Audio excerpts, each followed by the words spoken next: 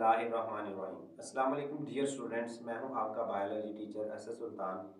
आज का हमारा टॉपिक चैप्टर नंबर 3 बायोडाइवर्सिटी से है। बायोडाइवर्सिटी का तहफ़्फ़ुज़ कि बायोडाइवर्सिटी जो है उसको हम कैसे बचा सकते हैं, यानी जो जानदारों की स्पीशीज़ हैं, प्लांट्स की, एनिमल्स की या दूसरे जानदारों को, उनको हम कैसे तहफ़्फ़ुज़ दे सकते हैं, कैसे प्रोटेक्ट कर सकते हैं। वक्त गुजरने के साथ साथ बायोडाइवर्सिटी में कमी हो रही है, यानी जैसे जैसे जानदार जो है वो दुनिया से ख़त्म हो रहे हैं। वैरायटी, बायोडाइवर्सिटी से मेरा वैरायटी, अब वैरायटी से मुराद बायोडाइवर्सिटी कम हो रही है, इसका मतलब आप ये नहीं लेंगे कि दुनिया की आबादी तो बढ़ती जा रही है तो बायोडाइवर्सिटी कम कैसे हो रही है। ठीक है, बायोडाइवर्सिटी से मुराद है जानदारों की वैरायटी, यानी किस्में ख़त्म हो रही हैं। ठीक है, एक जानदार की पॉपुलेशन बढ़ने से, यानी अगर इंसानों की पॉपुलेशन जो है वो बढ़ती जा रही है, 6 बिलियन थी, 7 बिलियन है, अगले साल तक साइंस कह रही है 2025 तक 8 बिलियन हो जाएगी। ठीक है, तो ये इन सिर्फ इंसानों की बात हो रही है, तो इंसानों की पॉपुलेशन बढ़ रही है, बाकी जानदार जो हैं, वो दूसरे जो जानदार हैं वो वैरायटी जो है, यानी दूसरे जानदार वो मर रहे हैं।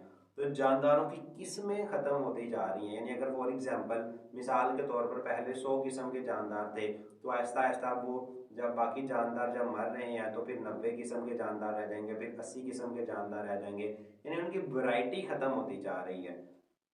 इसकी वजह इंसानी सरगर्मियां हैं। ठीक है, तो सबसे जो बड़ी वजह है वो ह्यूमन ही है। आलमी इकोसिस्टम में अगर बायोडाइवर्सिटी में कमी होती रही तो इसके इन्हदाम का बायस होगी, यानी इसके टोटली ख़त्म हो जाने का जो है वो रीज़न होगी। ठीक है, अब स्पीशीज जो है उनको हम इसके लिहाज से बायोडाइवर्सिटी के मौजूदगी या गैर मौजूदगी के लिहाज से दो कैटेगरीज में डिवाइड करते हैं, नापैद स्पीशीज और इंडेंजर्ड स्पीशीज।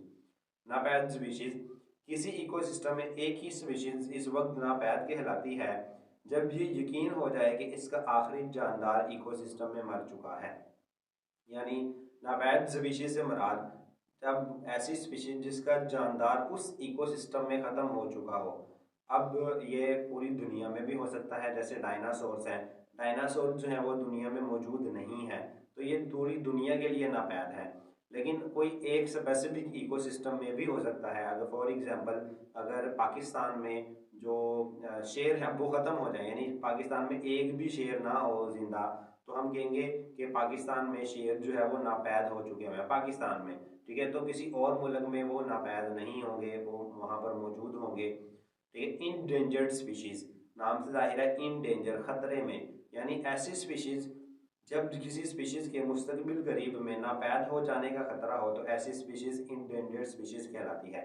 यानी जब किसी स्पीशीज के चंद जानदार बाकी रह जाएं, ठीक है, यानी उनकी जो लिमिटेड पॉपुलेशन है वो रह जाए, चंद गिने चुने जानदार रह जाएं और वो भी खतरा हो के आने वाले मुस्तकबिल में वो भी ख़त्म हो जाएंगे उस इकोसिस्टम से, यानी वो भी मर जाएंगे, तो वो इंडेंजर्ड स्पीशीज़ कहलाती है। ठीक है, पाकिस्तान में पौधों और जानवरों की बहुत सी स्पीशीज़ नापैद हो चुकी हैं। पाकिस्तान में नापैद और इंडेंजर्ड स्पीशीज़ की चंद मिसालें हैं, जिसमें शेर है, टाइगर है, एशियाई चीता, इंडियन एक सींग वाला गेंडा है, स्वैम्प हिरन, इंडियन जंगली गधा, काला हिरन, हैंगोल वगैरह। अब इनमें से कुछ पाकिस्तान में टोटली नापैद हो चुकी हैं, कुछ इंडेंजर्ड हैं।